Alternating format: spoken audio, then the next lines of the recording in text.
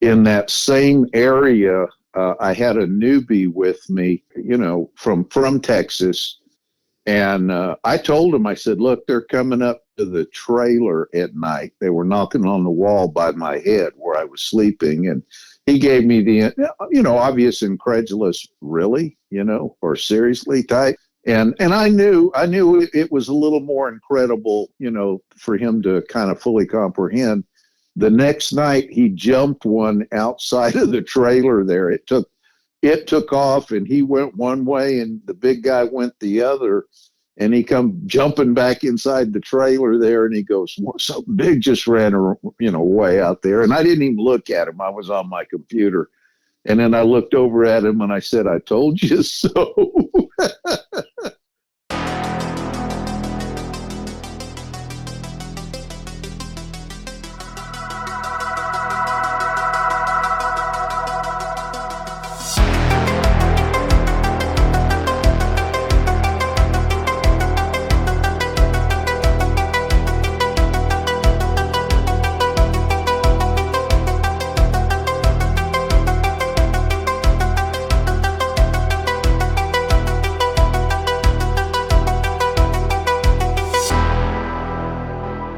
I would like to welcome Richard Taylor to the show. I first kind of met Richard on another podcast called Calling All Beings that I sit in from time to time. I sit in, help them co-host and talk to their different guests. Great group of people. They're kind of from the UFO world, so I'm kind of a fish out of water over there. But every now and then they dip their toes into the Bigfoot world, and Richard was one of their guests, and I, like I said, I sat in with that conversation, and I was just really fascinated by his story, and I feel very fortunate to have him on Bigfoot Crossroads. Richard, how are you, sir? I am doing very well, Matt, and I thoroughly appreciate you giving me the chance to share on your show. I love it. It's a passion of mine. And you're a Texan. Yes, sir. And I'm an Okie, so I just want, the world to see that we can get along. Oh yeah, and you probably wear cowboy boots sometimes, and not in a long time. Not in a long time. What part of Oklahoma? I'm way up in Tulsa. Oh, okay. Up here in the northeast corner.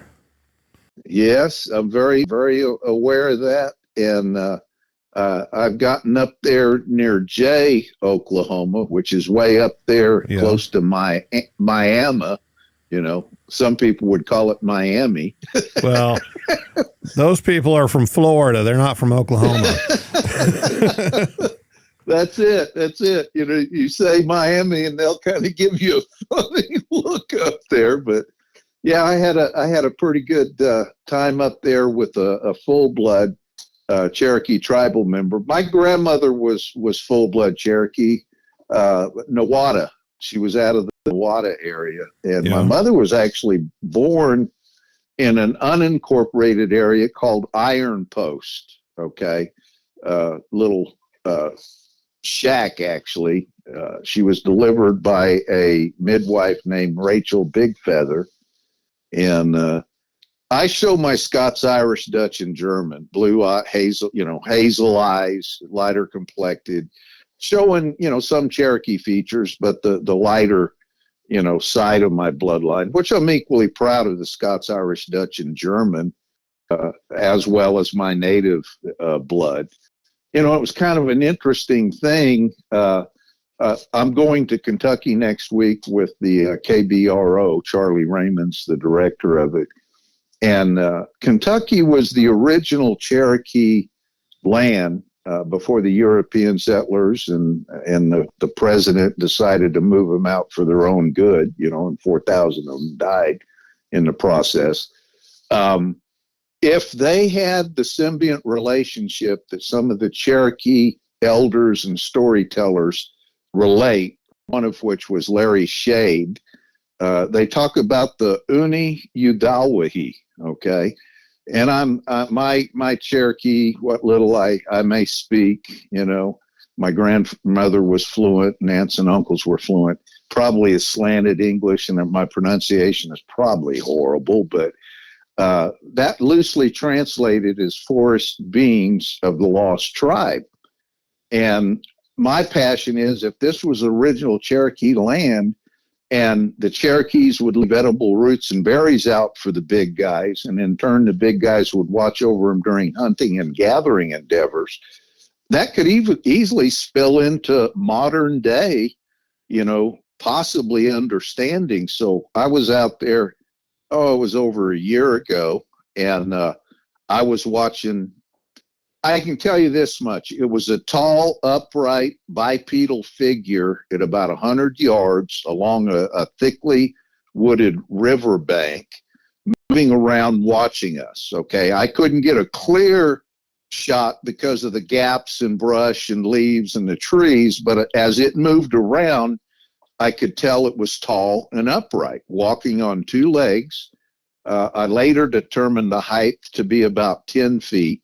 8 to 10 feet, using tree markers that I went out in the daytime and looked at and measured. No clothing lines, no gaps or variations on the thermal signature, which clothing will give if you're looking at it through a thermal scope. Could it have been an NBA basketball player out there without a stitch of clothes on, not using a flashlight out in the middle of nowhere? Not impossible, but not likely at all, given, the reports and other evidence there that it was most likely the big guys. And when this other person in the group came up, he was a newbie. And Matt, this is one of my passions when people have that aha moment. He came over there, he was using a red light, the red dim game light, not to ruin your night vision, but it was almost pitch black. And there was a group of about 8 around a small fire there that I had left to go look along this river. I had that feeling, sixth sense or whatever, knowing kind of where to look. And he goes, "What are you doing, Rick?" And I said, I'm watching a big guy, down by the river. And he goes, "Oh, really?" He said, "Man, I wish I could." I said, "Hey, here." I handed him, my flare scope. And I told him where to look, 10 o'clock position from where we're standing and facing. And I said, "Do you see him?" And he goes, yeah, I can see him. His head and shoulders, he's peeking out from behind a tree. I said, "Yeah, that's him." I said, "There may be another one over there. I'm not sure." I was getting kind of a variation in 2 areas. I said, "Watch him, and just watch and see what he does." Well, about that time, Matt, there was the river was down there in a perpendicular angle to us, but there was another little creek that came up by us, I'd say about 100 feet to our right, that was, vegetation and trees and stuff. And we started hearing subtle movement on our flank, which in my experience, these subjects do. They're curious. They'll flank you, they'll follow you, they'll parallel you, and watch. They're just watchers, if you will, And so we could hear that movement, and I told the guy standing, I said, "Do you hear this off to our right?" And he goes, yeah, I can hear it. I said, "Watch the big guy and tell me if he does anything." And while he's watching the big guy, I spoke out. I said, "Gutta uste, deja do." And I said, "Did the guy do anything?" He said, "No, he's still watching." And I was asking him, "What is your name?" In Cherokee. And so I said, "Watch him." And I said it more expressively. I said, "Gutta uste, deja do." What is your name? What is your name? And off to our right, in that, where we heard that subtle movement by us, Matt, I heard this big, deep bullfrog, deep voice go, "Claw." Which is no in Cherokee, Not going to tell you, not talking. Exactly. I mean, it was a good time with me. So I'll occasionally, talk to him, and again, I am far from fluent. I couldn't sit down and carry on a decent conversation, but I can converse, greet, and a few words. It's the language of my grandmother. I'm very proud of it, but I'm equally proud of my other bloodlines. But I've often thought that maybe a native bloodline lineage may have a little bit better time conversing or interacting with these. I won't ever know for sure, but I know I've not had any problems when I'm out there getting interaction. I was just gonna say, coming from Oklahoma, former Indian Territory as it was called. Yeah. A lot of my Bigfoot endeavors have involved going out with Native American people and people of Native American descent. And you hear all kinds of stories, especially from these small Native American communities where these things are just known about. They're very active in those areas. And there just seems to be, like you're saying, some sort of connection for some reason. I don't know if the Bigfoot for some reason feels more comfortable around them or what the deal is. But we had a very dear friend. He's no longer with us, but his name was Randy, and we called him the Bigfoot Magnet. And he was a Kiowa preacher, and he could find these things. He could sniff them out, and he would go out there and he would talk to them, like you're saying. Yeah. He would say, "Hello, what is your name? I'm your friend." Things like that sort of statement. And in my opinion, he had very good success with it. It produced results. I think it hinges on this. Okay, the general public, Matt, considers them a dumb ape, or primate, very base, no intellect, no cognitive thinking. And I think they can actually become offended when people are out there just tromping around, banging on trees, thinking they're going to throw something out there. And these things are just going to kind of lumber up, as a dumb animal, or, throw out corn like they do for deer, and they're going to come eat, and it's just not that way. I know in Jay, Oklahoma, up there, in your neck of the woods, or further, actually, further northeast, I met with a full-blood tribal member, and that community, it wasn't in Oklahoma, but it was a rural area close to that city. They called this particular subject the howler. Okay. Oh, it's just the howler.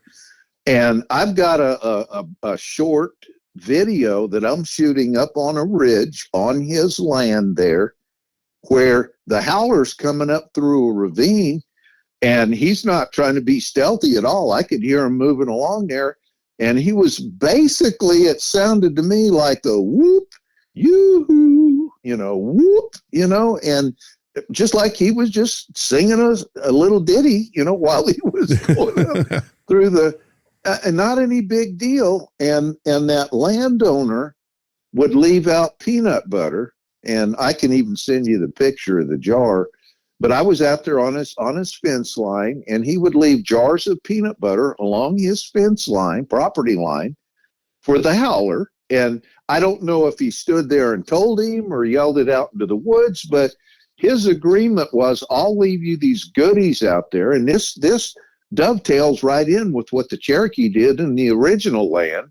If you'll leave my goats, all my livestock, chickens and dogs alone on my land, I'll leave you these goodies out there. Yeah. It was a symbiotic relationship.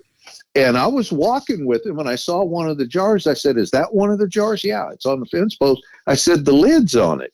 He said, "Yeah, they put the lid back on it so the other varmints don't come get the goodies."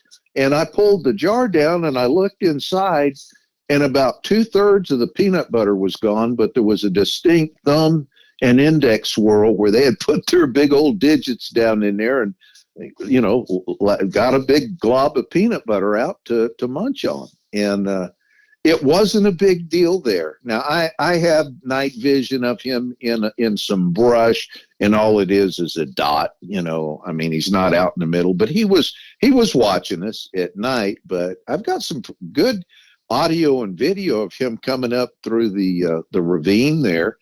And the thing is, when the howler was close, Matt, those dogs, they were with me, kind of following me. And when they heard that movement, it wasn't, hair bristling up on their back, but it was their tails went to wagging, and they shot off at warp 7, just like they were running out there to greet a good friend. They were out there for a little while, no telling, getting pet, greeted. And then they came back, tails a wagging. They weren't a bit afraid of this subject at all. Huh. No animosity. And I mean, you hear so many stories, about them being dog killers and put your dogs up and dogs disappear. But you're not the first person to talk about that, dogs seemingly being befriended by these things and enjoying running around with them. Well, I think they do form, I think, relationships with coyotes. I've heard, I've in around Honobia or Honobia or Hanabi. There we go. I got it right. Hanabi. There we go. Okay, Honobia. Anyway, I've got a audio from my video I was shooting, I think, or it might be my digital. I'd have to go back and look. But it's an old man, sounds like an angry old man, kind of a howl that morphs into a coyote call, and then a whole host of coyotes take off, and you can hear the coyote, and then you hear this, and you can tell the acoustics, the resonance of it. It's very similar, but it's not a coyote, at least not a 50-pound coyote, maybe a 500-pound coyote, or whatever, but they're actually stirring them up or calling them. I'm not sure, I don't know what the relationship is there, but I think probably, and I really do, Matt, when I go out, and if I'm with a research group, I try to break away from them, and I try to tell the big guys, we're just here visiting, we're not going to hurt you. I show a little courtesy and respect for their area. And it goes a long way for me, Matt. It may be hard for somebody to swallow their pride and think that way, but it's served me very well. And I just enjoy seeing what they do. We were there in the Honobia area, and I was with one was mixed blood Cherokee, the other one was mixed blood Choctaw, and we were sitting around a campfire, and I have never had so much stuff thrown continuously at us. Okay, we weren't hit. Okay, it was, in my opinion, good-natured bantering back and forth. Okay. We would try to figure out which direction the last object thrown was coming from, and when we could kind of get a roll or see it in the dim campfire light, we'd say, "Oh, it's coming back from there off to our left." It wouldn't come from that way for a while. It'd lob in from the other side of our camp. It was like trying to guess where they were, and when we would kind of pinpoint where they were, they would stop throwing from that direction. It was cool. I mean, this went on for the better part of an hour. I got night vision of one up in the split of a tree looking through the thick fork at us as they hung on the tree. I called him the fire control officer. I caught another one side peeking maybe 100 yards down in this clearing.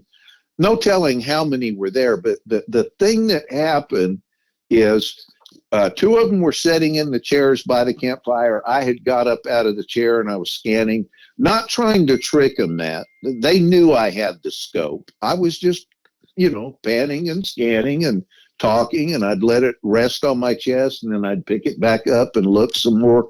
But I wasn't like hiding behind it. I wasn't trying to trick them. I wasn't trying to hide it, And so at one point, this object, let's say, I think it was a piece of bark, come rolling in. It came to a stop, and the guy he was collecting this, got up out of his chair to walk over to pick it up. And as he's walking over there, he kind of just jokingly says, "Can't you guys throw this stuff closer so I don't have to get up?" 5 seconds after the man said that, I'm standing behind his folding camp chair, and I hear the thump in the center of the seat of that folding chair. And I looked down and turned on my cap light, and there was a quarter-size rock sitting right in the middle of his chair. Wow. After about 5 seconds after making that statement. Now, you tell me that doesn't show, intellect, cognitive thinking, and banter, and joking all rolled up into one. They were engaging us, and it was funny.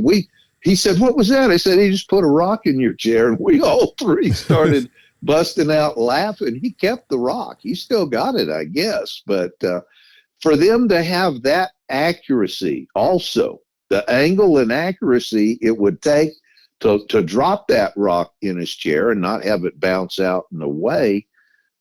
I'm going to tell you, Matt, that is some pretty skillful throwing, in my opinion. I was just a guest on one of Vic Cundiff's shows, Bigfoot Eyewitness Radio. And we talked about that, you picture this giant hulking beast, 10 feet tall, 4 feet wide or whatever. How do they have such amazing accuracy with throwing things through the woods in the dark?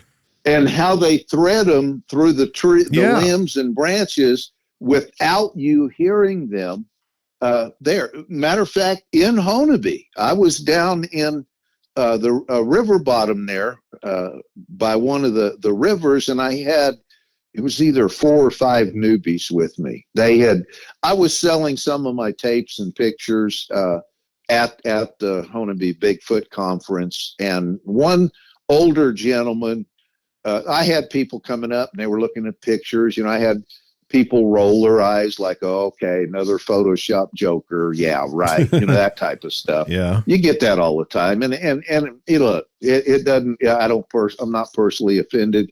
I know myself. I know what I've done. I no smoke and mirrors. I've had third-party witnesses with me on a bunch of this. So anyway, he's standing off to the side, and I'm kind of busy, and he's not buying anything or asking any questions. But after everybody cleared out, he looked at, it was just me and him. He looked at me and he pointed to one of my posters or pictures, that I had. He goes, "That's real." And I kind of stopped and I looked at him and I said, "Yeah." I said, "I took the picture, the video. This is a picture clip from my video. I took it. Yeah, I know it's real." And he goes, "Yeah, it's not, this is not a Photoshop." And at that point, he's got my interest. I said, "Okay." I said, "What qualifies you to make to form that opinion?" And he said, I'm a retired engineer. I worked for NASA, and I did work on the moon videos and pictures, the moon mission shots, Apollo 11 all the way up to whatever. And he said, "I retired from NASA." I said, "Well, that sounds like you pretty well know what you're talking about." He said, "Yeah, you've got some pretty good stuff here." He said, "Man, it's not crystal clear, but this isn't Photoshop stuff." I said, "Well, thank you. It makes me feel a lot better, have an expert." He said, "Man," "I wish I could go."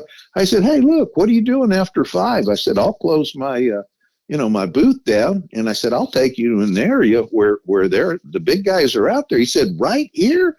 I said, "Yeah, not very far from." I said, "They're all in through these Kiamichi Mountains, and there's some areas where they are." Well, long story short, we got down into an area. We were paralleled. We were tracked. They heard huffing, and now one just didn't come out in.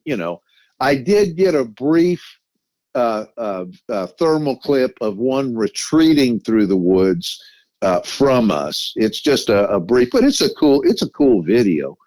But we were way back in the woods there, and the man, like I said, was older, and he was getting a little bit tired. But the funny thing was, Matt, is there was a Tinker Air Force Base, Air Force flight line technician with us.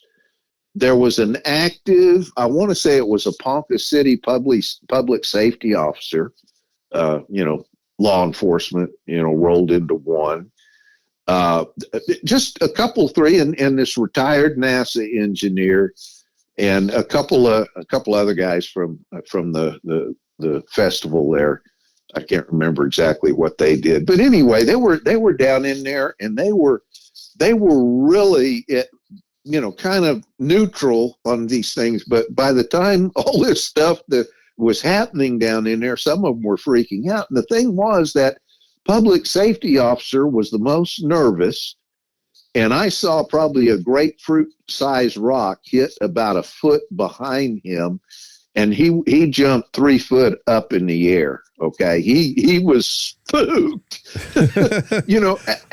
Out of all the people there, they were throwing stuff closest to the most nervous one. Now, you tell me if that isn't intuitive in and of itself. Yeah. Okay, they knew who the guy there was that was the most nervous, and they were messing with him, not maliciously.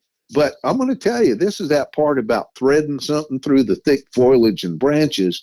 We had gotten back there, and that engineer was getting a little bit tired, and I asked him, you need to sit down and rest. He said, sure. And we found this area. It must have been, there were arch structures in there. I mean, huge arch structures, even a couple of trees pulled up and forming an X, which might be, don't come in here. They might have been a little offended. I don't know.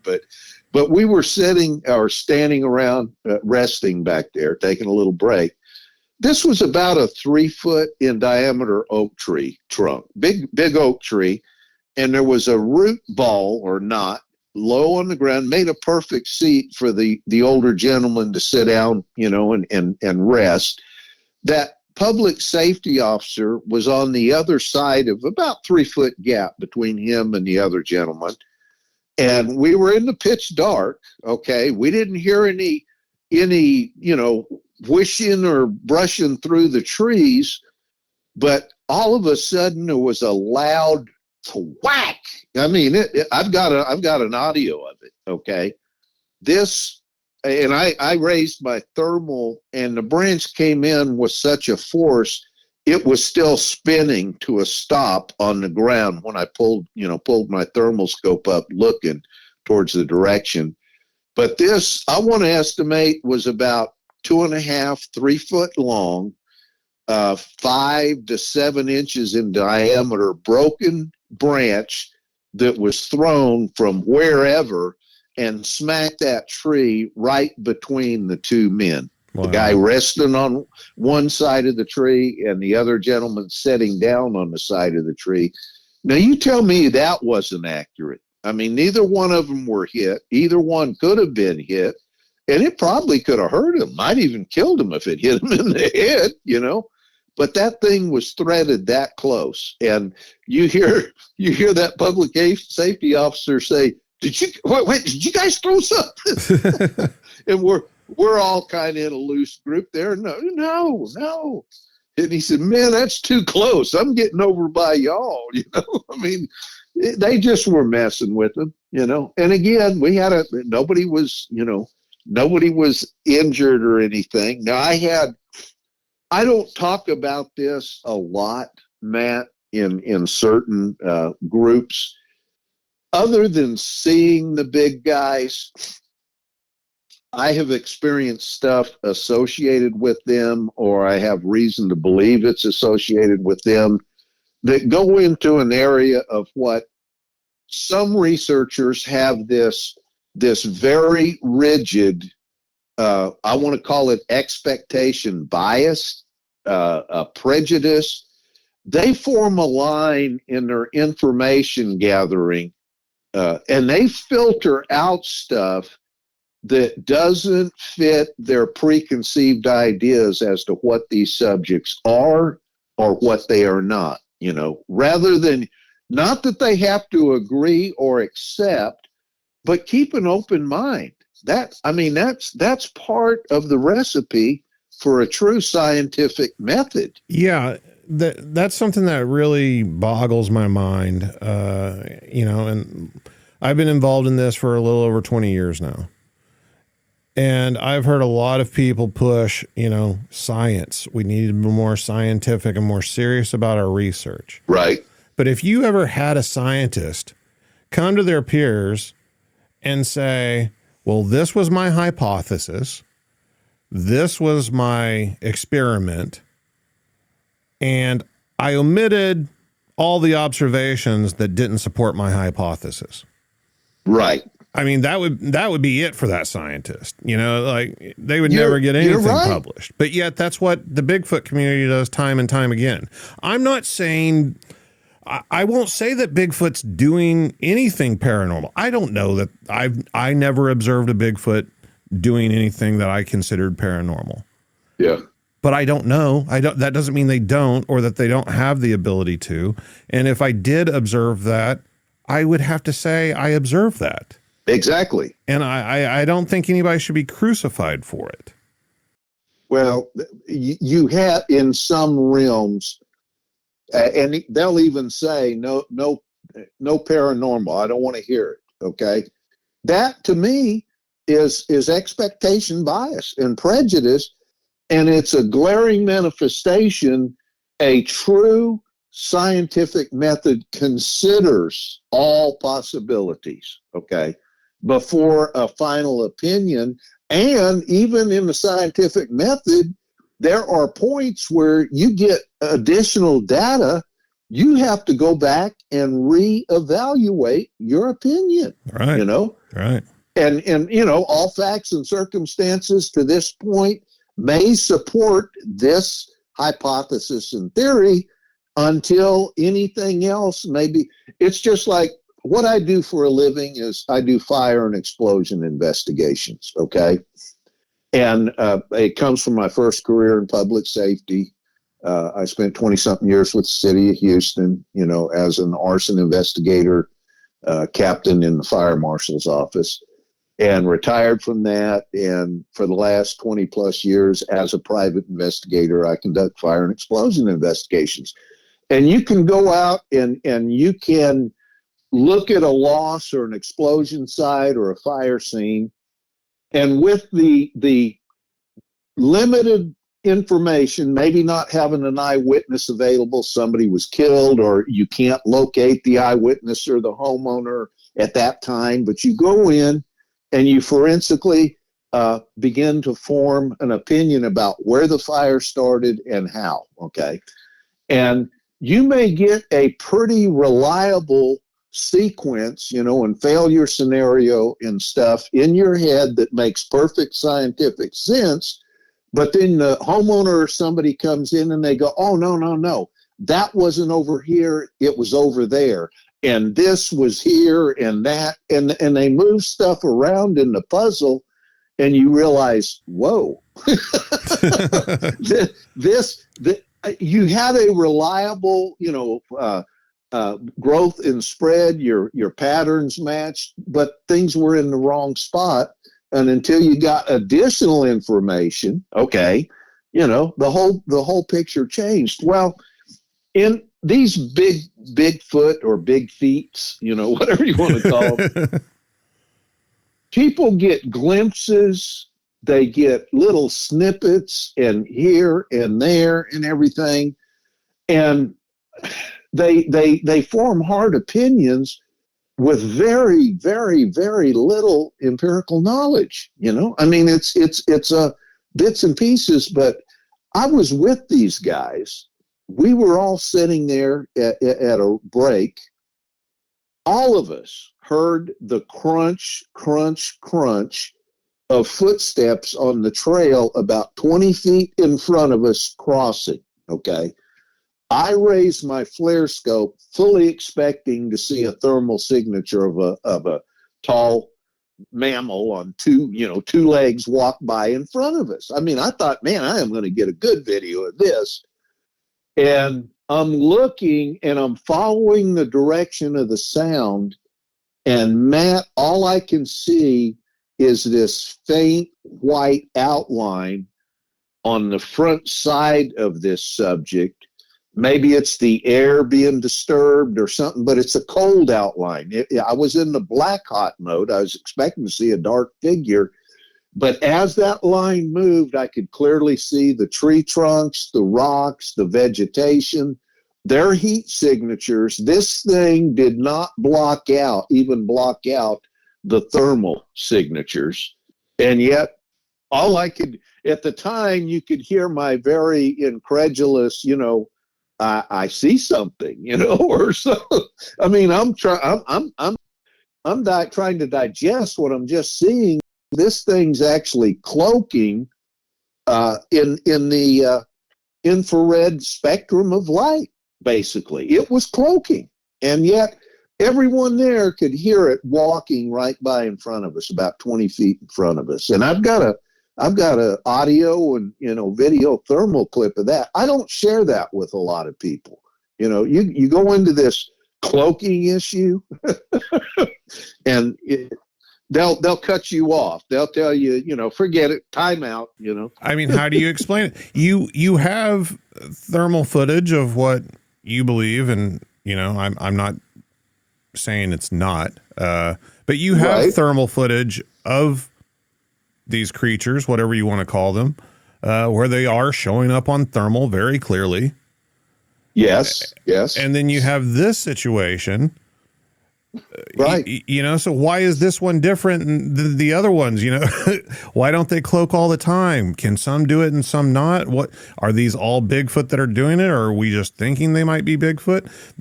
Like, how is it even possible? Those are the questions that I want answered. Sure, we all do. I've certainly heard it enough to know that, like, not everybody is lying or making it up. And here you are. You've got other witnesses supporting your claim. You've got the actual footage. You've got the physical evidence to support it. Absolutely. I don't have all the answers. Something was walking in front of us, tall and upright, okay, according to that horizontal line that shows a head and, the front part of it. And could it have been the air, that it was disturbing as it moved? I don't know. I mean, I don't have any explanations for it. I do know in that same area, I was out there. There was a couple of Native American producers shooting some very good night vision video, equipment, high dollar stuff. I can't remember their names, and I don't want to take their thunder. Mm-hmm. But and again, I can't remember. I didn't write their names down, but fairly well known in the Native American, videographer, producer type realm. And they were out there with another mixed blood Native American, and I happened to, have the, chance to be out there, and we were out in this same particular area. And I was just there as an observer. I wasn't active in anything. I was just hanging out, which I love doing. I really do. I just like to be out and around and observe people and see what the big guys are going to do, and have a great time. Well, I purposely laid way back away, and I could see them through the breaks in the trees, and they were doing some filming and stuff over in a certain area. I want to say 50, maybe 75 yards away. And my intent was to see if one of the big guys would closely approach them, and I could get a good flanking thermal video of it. They were showing up well, on the night vision. There wasn't that thick of vegetation. I was getting pretty decent video.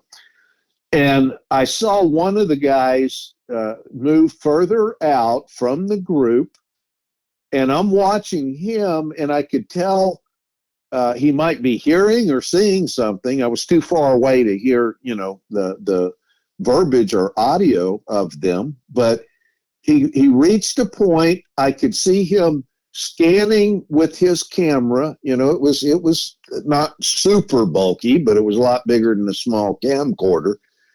And he's turning, and then I see him just suddenly stop. His body language changed, and I can see him pull away from his camera, and he yells something back to the other guys that are, I want to say 20, 30 feet behind him. And then he looks again, and then he drops his camera, and he hurries back over to the other group. But I don't see anything around the man at all, Matt. I didn't, but I observed that. Well, it was later. I asked him when we'd come back, to one of the, lodging places, and they were there. I asked him about it, and he goes, "Oh, I hadn't shown it to you?" And I said, "No." I said, "What happened?" I said, "I was watching you through my thermal from a position way away from your location. I didn't want to mess up anything you were trying to, get." The man played back the night vision video, and it shows his camera looking down this trail. And Matt, you can see the exhaled, air from something about 5 or 10 feet in front of him, and it's a lot taller because the air, it's like it's looking down, but you don't see anything on the night vision camera, but you actually hear the exhale, and you see the breath of air. Wow, like the cold breath. Exhale. Exactly. And that's when he turned around to make sure there wasn't anybody out.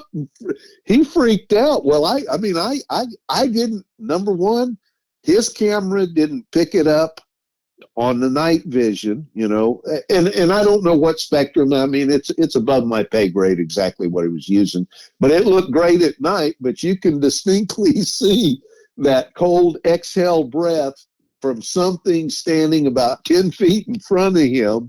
And he turned around to make sure nobody, had come up around in front of him. Yeah. And I didn't pick it up on my thermal either. Stuff like that. I don't have concrete answers for, Matt. I know they happen. I've had, there are no elk in Texas, other than maybe on some kind of, game preserve or something. I was in East Texas, I want to say half dozen years ago, give or take. I was there with two other researchers. It's the same mountain or hill that I've got. If you go to YouTube and Bigfoot, enhanced version of Bigfoot setting up in a pine tree, I think I'd have to write it down. I've got several, but I watched a big guy from about 508 yards. He was 60 feet up in a tree. A pretty decent video. I mean, it's shaky. I didn't have high dollar stuff. Still don't have real high dollar stuff, but we were on the back side of that, and I was in camp. Two of the other guys were going to take a loop down this hill and come back to camp. I was cutting firewood with a sawzall. I didn't have a chainsaw. I had just an electrical sawzall. And they do pretty good, actually, cutting smaller, trunks and, trees. They really do. They work pretty good, better than a chainsaw in some instances. So I had that sawzall going, cutting up firewood for the camp there. It was beside a logging road. And in between my cuts, now I can't tell you, Matt, for sure, but I know I've heard the owl voices. I've seen a big alpha male cock his head back and give the perfect barred owl call. Didn't sound like an 8-pound bird. It sounded like something coming out of 4 JBL woofers. The resonance almost shook the woods. But it was authentic sounding. Just the resonance was not like a little 8-pound bird. Some people think they can project their voice, or project sounds, throw their voice, basically. Well, that's been proven that ventriloquists, can do that to an extent. So it's not out of the realm of possibility, but between cuts with that sawzall, not more than 15 or 20 feet away, and a little grove of fresh saplings, maybe 8 to 10 foot tall, loblolly saplings, I heard the most perfect elk bugle. Sounded just that wee, it was like right there. I stopped, I dropped the saw, and I was motionless, man. There's an elk right up here. And I listened. There was leaves, there was dry twigs and vegetation. There's no way a big 1,000, 1,200 pound, 1,500 pound animal could have walked away without me hearing it. Okay. I didn't do anything. I just sat there for about 30 seconds. And then I started creeping over to those saplings. And I'm looking and listening, and I didn't hear anything when I got up to and in the area within those saplings where that call came from. It was like right on top of me. And I know elk can injure or kill you, so I was a little bit cautious, but I'm going to tell you, Matt, I don't have an explanation for it, but it was right there on top of me. Yeah. One time I was in Texas as well, around the Lake Tawakoni area. And we were there on an outing, and we were in an area, we were on some old back road. And on one side of the road, you had one of those, hunting, whatever you want to call it, like a ranch, basically, where they do canned hunts. So they had a big, tall security fence, going down the side of the road so the deer couldn't escape or whatever. And then on the other side, it's just straight woods. And there's, I'm thinking there's like 5 or 6 of us there. And something came tearing through those woods right towards us. There's a big cedar tree next to the road. And this, whatever it was, it sounded like a bull elephant coming through the woods. I mean, at one point, I literally thought, okay, either there's a Bigfoot coming right at us, or a cow got loose and is tromping through the forest. Right. And this thing gets right up on the backside of that cedar tree, and the cedar tree was probably maybe 8 feet in diameter, big enough to block the view and everything. But this thing was close. I mean, thrashing, limbs snapping. I mean, here it is. Yep. And it just comes to a dead stop right behind that cedar. And we're all standing there like, oh my God, always waiting for it to bust out of the tree line, which they never do. So we, turn on the spotlights and start edging around that cedar tree. And there's just nothing there. Just nothing. We never hear anything leave. It's just dead quiet. Exactly.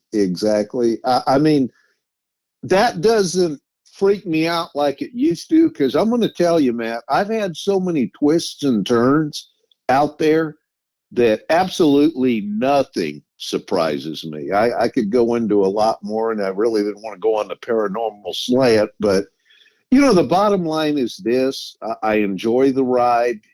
I don't make any hard opinions. I've had so many of my opinions as to what could or would or should or shouldn't have happened that I just keep an open mind and see what, see what's going to happen. The only caveat I have, and this is, I've been out by myself before, and it's too long. I wouldn't want to go into some other stuff, but you need to go out there, not by yourself. If people think that it's Disneyland and benign and just fun and games, look, people disappear in the woods, and I there's plenty of opinions there, but there are things out there that will hurt or injure or kill you, and to not be prepared, okay, and have some form of safety plan or backup plan in place is very foolish. I emphasize this: be safe out there, and go in pairs or groups, but going out there by yourself, I wouldn't highly recommend it. If somebody wants to, that's their business. But what injured and killed settlers 100 years ago still lives out there. Okay. And you could run into a very hungry mountain lion that could make short order of you. And they're pretty much all over North America. And I've run into them in places I had one on a neighbor's.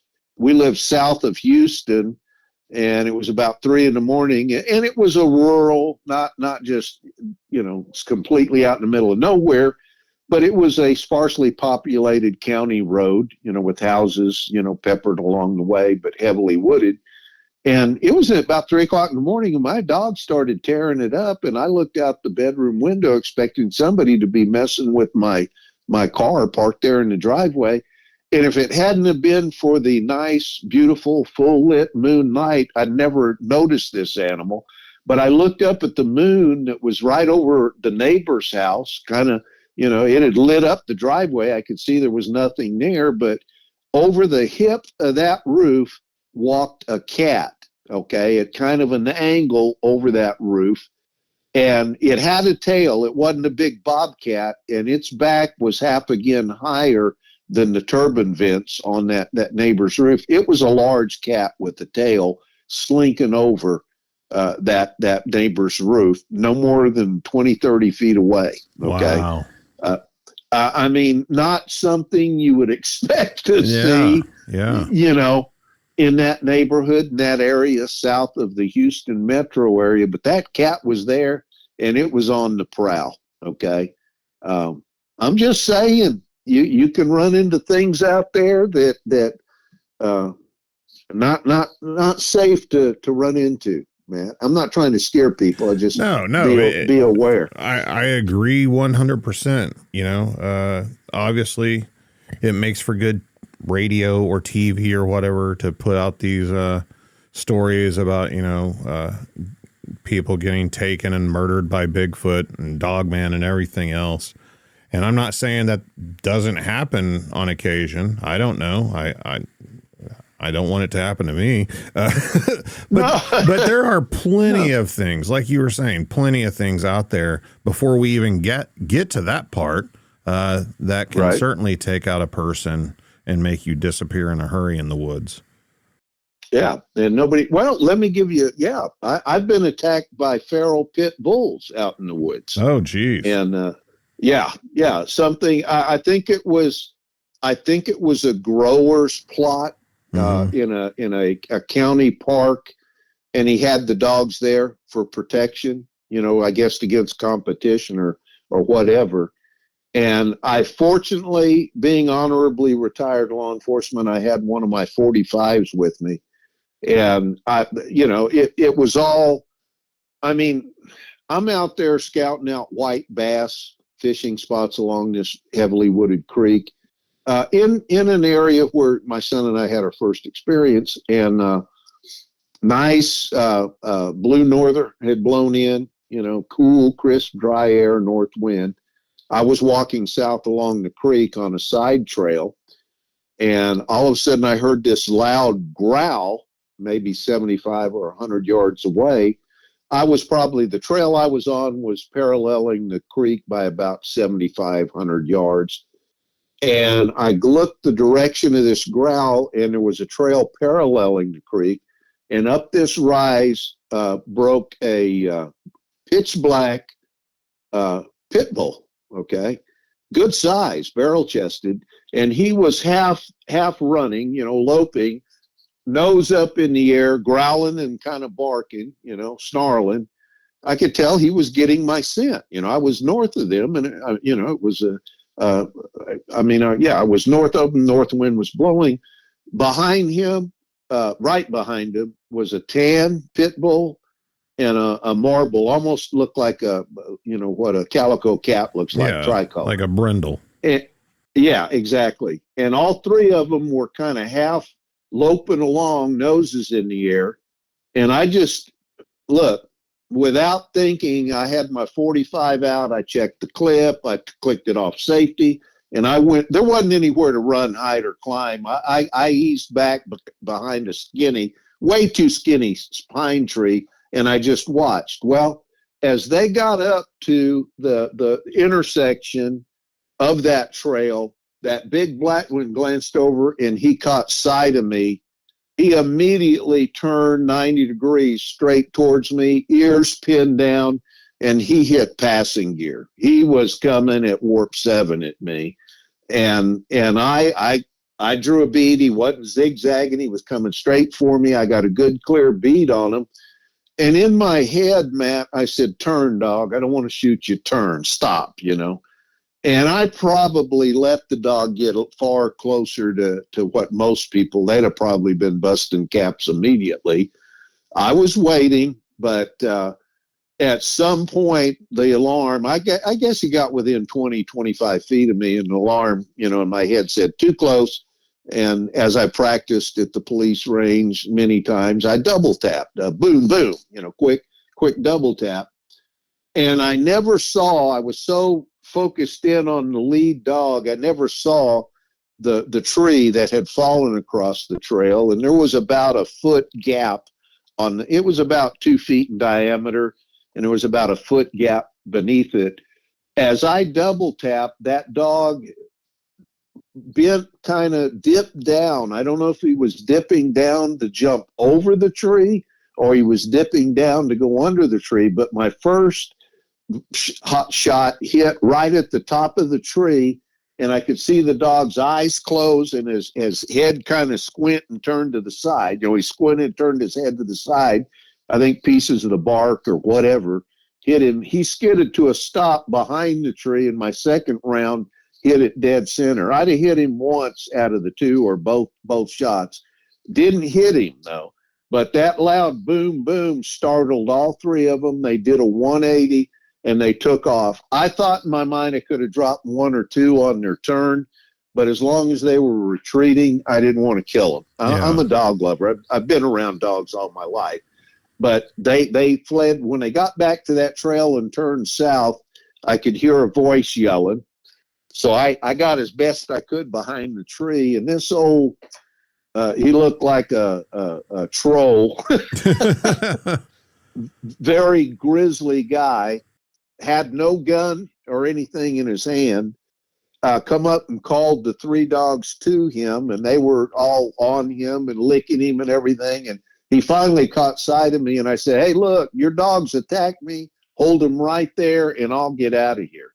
And that's what I did. I hit the trail running and didn't stop till I got back to my car. But I can tell you this, Matt, if I hadn't been armed that day, I probably wouldn't be talking to you now. I could see fending off maybe one with a stick, but not three. They would have high-loaded me. One of them would have got me on the ground, and it'd have been over with, brother. They'd have chewed me up.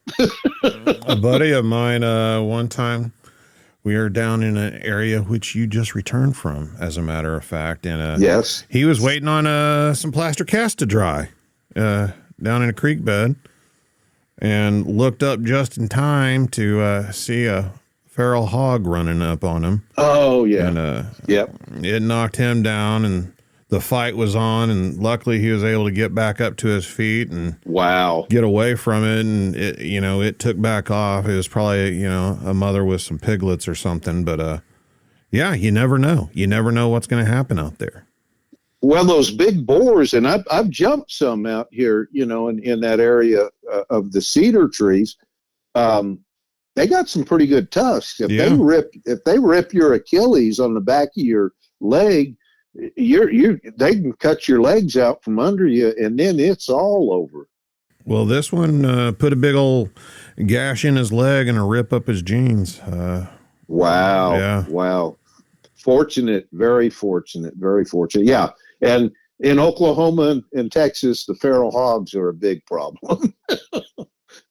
But well, hey, I enjoyed talking and sharing. We can do this again sometime. Yeah, I'd like it. Very much so. I appreciate you coming on and sharing some of your stuff. You've been posting a lot of stuff on your Facebook page. Yes. Do you have that stuff on a YouTube channel for people to check out? I've got it on Facebook. I've got a YouTube channel, and I think it's under Stuart Taylor, my middle name. Best way on my book is to just Google Richard Taylor Bigfoot. Those three words, Richard Taylor Bigfoot, on Google, and it'll take you to the links to my book. And it's a booklet, it's not a thick book, but it has my early experiences. All of the picture clips and everything are mine. I've had them within 15 feet of me, Matt. There's not this, I thought I saw them. I'm looking at them eyeball to eyeball, looking at their facial expressions. And that was with Arla.